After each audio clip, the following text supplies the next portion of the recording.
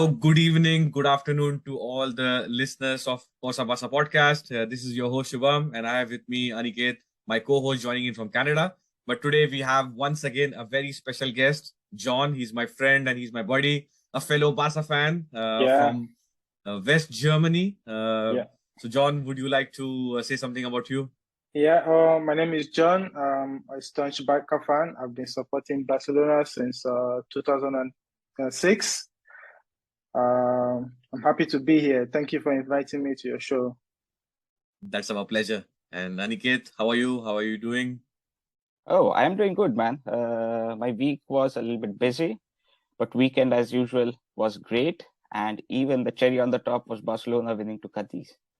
Yeah, that's true. And I think sadly you have to do this in the morning. So I hope you have Yeah, had your share of coffee and everything. So you're ready for like recording and stuff. I am ready to go for now. I just had coffee. I still have some left here. So yeah, I need that coffee dose in the morning. Yeah. So let's get directly, to the questions that we're gonna Yeah, discuss with John because we don't want to take John's too much of time. So John, like this summer, it was amazing with Laporta and the board, and they yeah. have like so many players which are incoming and also hmm outgoing. So what do you think? What are your first thoughts about this Barca this season? Like, I was so surprised. I didn't know they were going to pull it off. This is like the first time I've been excited about the transfer window for Barcelona. Normally, we just go for a big name and then sign a bunch of mid-level players. But the lineup this season was so perfect. Lots of free transfers, and we got amazing players. I think we have doubled all our positions. Now we have backup for mostly all the positions currently in the team. So I'm so happy about the transfer window this season. Yeah, that is And so it's true, so whatever you said. yeah, it's so exciting to watch a game now. Last season I was skipping a lot of games because you watch it and then you get so disappointed. But this season I've been following it rigorously, and I'm happy. I'm so excited this season to see what the season holds. Yeah, it's actually a very good point that Xavi wanted to have like two players for every position, Yeah. and board actually trust what the coach wants and also delivered what he hmm wants. So Yeah. it's amazing. Everything is in place for Xavi Yeah. to win. So Aniket, So you can most proceed amazing with. thing. Yeah, most amazing thing what I saw in this transfer season was the money, the total amount of money spent. It was like 150 or 160 million euros, and the hmm number of players we got in Yeah. 150 million euros is amazing. Before that, we got Griezmann 120 million. We spent 135, 153 on Coutinho, Yeah. but both of them were not that useful. Out of all these transfers, I just want to ask one more question to you, John, about Lewandowski's hmm transfer.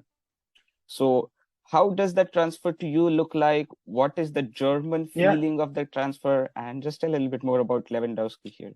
Yeah, for me personally, I wasn't as excited as most people because considering he's 33 years old, I thought maybe he played all his best last season and then he's not going to give so much this season. But I've been happy to be proven wrong. I'm so excited. I think he's the star of the team. Whenever he's not in the game, you can notice we don't have that very sharp striker as we used Mhm. to. And I'm happy we made that transfer. I don't think the Germans are so happy with this transfer, considering the fact that Bayern is not doing so good in the league. 3 draws in a row. That's embarrassing. Definitely because they don't have a very good striker like Yeah. Lewandowski at the moment. Yeah, that's actually true. And it seems like with Lewandowski, it seems Barca is his team now. He plays Yeah, like that. I mean, I yeah, I, I was reading, I was listening to, I don't remember, it was Eric Garcia, I think, and I think he said in the press conference or he spoke in post-match, post-match conference or something, that even the dressing room and most of the players did not yeah, expect how Lewandowski speaks quite a lot. So he will yeah, speak to you, yeah, Yeah. he will tell you what is his expectations from you on the yeah, pitch for next 5 minutes, next 10 minutes. So it's amazing how leadership qualities also yeah, are like in Lewandowski. And normally we did not see that. Well, yeah, all of us we knew that Lewandowski is an amazing striker, But what is the plus things? It's perfect. It's literally cherry on the cake, probably. Yeah, his off the pitch character. He brings it to the pitch. You can see it's influencing most of the players, especially. He just brought a light to Dembele. Dembele is performing amazingly. I think it's because of the influence of Lewandowski currently. If he did an interview also, he was saying the first time they met, he said, "I'm hoping you're going to give me a lot of assists this season." So that's so amazing. I can see the bromance growing up every day.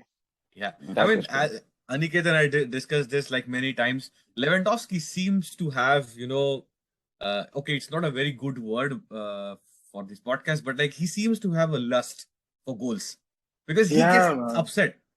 Even after he has scored like 2 goals, 3 goals, if he is in a better position and if someone like Xavi, Pedri tries to take a shot, he gets upset because he was in a better position. He wants to score every single minute if he could.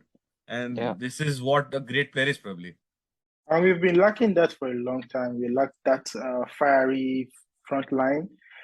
It's so amazing to see Barca going to a normal routine of being eager to score goals. Not just playing the game, but very eager to score goals. So it's amazing to watch. Yeah.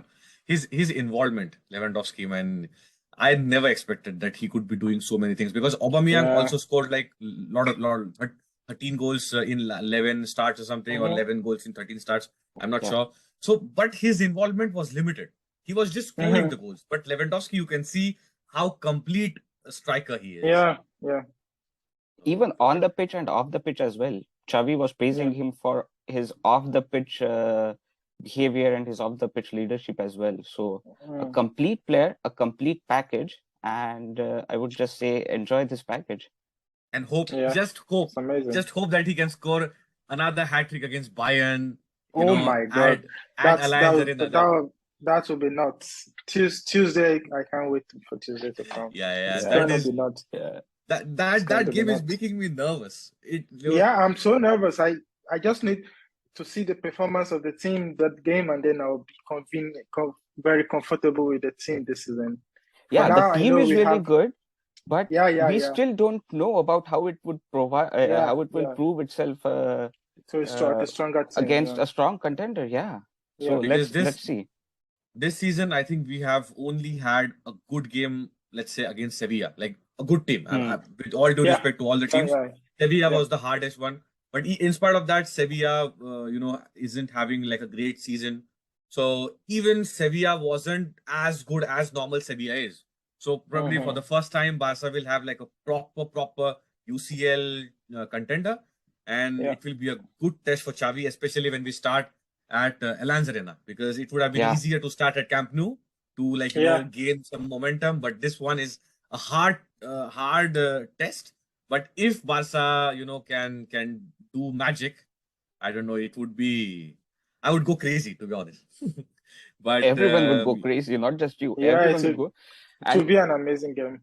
Yeah, if Barcelona beats Bayern Munich, that's going to be a huge improvement in the team and the morale as well of the team. I'm even going to take a draw. A draw would be nice for me. A draw would be nice as well. But like a good heart wrenching draw. Like it shouldn't be a boring 0-0. It's like, no. But the way players are playing right now, I think it wouldn't be boring. It would be fiery. It would be either fiery from the Bayern side or Barca side, or both sides, to be honest. Actually, both the teams are hungry to score their goals because Bayern is not performing well and Barca have to prove themselves. So that match is going to be as interesting as it could be. So I will move to the last question, John. So because this UCL draw, it's like the death group of death, really hard. We have Bayern, as we discussed. We have Inter Milan, and we have Czech champions Victoria Pilsenia. So we had like a relatively easier night against Victoria Pilsenia. But what do you think? Inter Bayern, it could be a difficult one. So as a Barca fan, how do you think Barca will qualify in this group? I think comfortably we can end up second. I am very confident with that. But after the game on Tuesday, we might be thinking about taking the first position on the group after the game on Tuesday. So that's just the key. That's the difference now. We know we are performing very great in the league, and then Inter Milan are not doing so great. They lost 2 games in the last 4 matches, and Bayern has been drawing their games in the league. Yeah. So if we can get a good result from the match on Tuesday, then we'll be in a good position to say, okay, we are guaranteed the second place position, or we can go for the first place. I think it's gonna be possible. Yeah. That's a good point. And Bayern beating Inter in their first in the opening game last week was quite relaxing for us. Relief. Big relief. Because if Inter had even drew that game, then it could have opened up the possibility. Yeah. So we just have to draw both of you guys. Yeah. We have to win or draw in Munich, and then get a win against Inter Milan, and then we are safe, I think. But yeah, that would be amazing to go out even second. I mean, first is unthinkable right now. But of course, as you said, if we have a positive result on Tuesday, then we might think of something magical. But right now, even qualifying second would be amazing. Just qualify for the next stage. From last season, if this was last season, we would not be having this conversation. We'll be thinking of maybe being in the third place and being lucky enough to get. But now we are comfortable enough to say, okay, we can guarantee a second place or even the first. Yeah. So it's a good improvement from last season. It's a good improvement, and this is how magical Xavi has been from last season. The improvement he has, and of course, I mean, people I read some reports that yes, he is performing, or the team is performing because now the team has good players. But of course, I mean, it goes hand in hand. Your team cannot perform without good players. But also for the players to perform well, they need a leader, a coach, a manager who can mixes everyone in the proper blend, and that is how Xavi has been. Instead of individual talent, if the team comes together as a block and performs as a team, it makes a whole lot of difference to the morale as well. Yeah, and this is where where you have a good coach is being able to select an 11-man squad from the team of this caliber. That's where a good team, a good manager is. And then from last game, we saw he tried to experiment, but you could see it didn't work out. And then you can see he immediately made the corrections in the second half, and you saw the result. So I think the challenge this season will be selecting the 11 players that are going to be constant for you. That's going to be the challenge for him. Yeah. And I think he's very close. We have at least 8 players that we can tell these are his squad or his team or where he's trying to aim at. I think if he was able to get Bernardo Silva, then we will not be having any problem at all this season. Yeah, it would be. To be honest about Bernardo Silva, I am a bit happy for Xavi, because now Xavi has more opportunities to prove that's himself. True. That's true. And he has answered these calls quite positively. Xavi has been like a magical block this season. The midfield has been. Yeah, the midfield has been very good this season. I'm very happy with the performance, especially De Jong.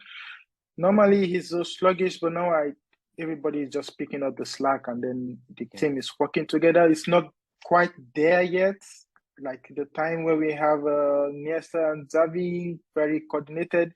We still need some time to have that click and have that midfield in control of the game every time. Yeah. But I think it's because of the competition, the sheer competition, because anyone can play, as you say, that there is no fixed squad, there is no 11. Yeah. Xavi will start with anyone, and that's the reason, John, we used to have a segment in our podcast before that we used to predict the lineup for the next game. We have stopped doing that because Xavi, we cannot understand what prediction Xavi will have, what lineup Xavi will have. I would tell you the reason for it. In previous seasons, when we used to discuss the game, we were like, he'll play. Our defense used to be same 4, no changes at all. Goalkeeper is Ter Stegen still, but even Iñaki Peña can be replaced in some of the games this season. So it has been so difficult. There are too many players, and everyone is performing at their position and perfectly well. Yeah. So a good problem to have for Xavi. but a difficult one for us as well. Yeah. We'll see how it Perfect. goes. The season just started. It's going very well, but we'll see how it goes. I Yeah. hope he will not spend much time in the first half of the season to experiment too much. Then we might get into trouble. If he should be able to tell his first 11 very fast, or else we'll get into trouble very soon. Yeah, true. That's what we discussed in one of the earlier episodes this season. Is Xavi is more, or I don't know, maybe his experiments are not clicking, but he seems to be more of a reactionary manager. So he experiments in the first half, as you said, and then he makes the changes, and his changes are always very effective. Yeah. But he needs to be proactive. He needs to, decide his strategy and maybe the communication, and then from first minute we have to get go. Yeah, get it done in the first 50 minutes, and then make your experiment the end of the game. Exactly. Don't start it. So it's, I don't know. Yeah, because if a team is having like a good day, and then they can thrash us in the first half 3-0, and then we have nowhere to make a comeback. So yeah, that's the thing. And I don't think our defense is that good to be conceding goals at will. We don't have that much good defense for now. We have good individual defensive players, but not as a team. We don't have a good defensive team yet. And with Xavi, let's hope that everyone will everyone will click quickly, and we will have a good team. And not just playing 11, but like a proper 25. Anyone can come in, and anyone can play. That would be amazing to watch. Yeah. But that would be it, John, for tonight. I know you have some different calls to make as well. Thank you so much for talking to us. Thank you so much for joining. No problem. Anytime. Just invite me. I'm ready to join you guys. Yes, and we will have you more often in the next episodes. No problem. To discuss about the games. So I'm looking forward to it. Thank you for the opportunity. I like what you guys are doing. I've been following you guys. I actually listen to you guys at work if I'm on Spotify most of the time. So that's amazing, man. Some of that means a lot. Thank you, man. So thank you very much. Keep it going. Love what you guys are doing. All the best to you guys. Thank you so much, John. And have a nice evening. And Forza Barca, John. Forza Barca. Like, share, comment, subscribe. Ciao. Ciao, ciao. Barca! Barca!